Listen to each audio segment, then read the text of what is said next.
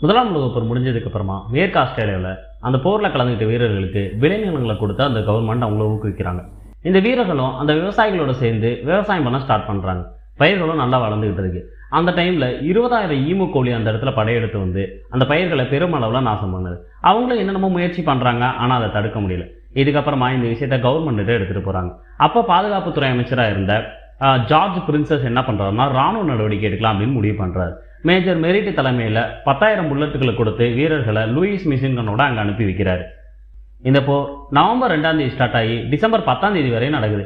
கிட்டத்தட்ட 38 நாள் இந்த போர் நடக்குது. இதில் 10,000க்கும் மேற்பட்ட தோட்டாக்களை பயன்படுத்தியிருக்காங்க. ஆனால் 1000க்கும் குறைவான கோழிகளை மட்டுமே அவங்களால கொல்ல முடிஞ்சிருக்கு.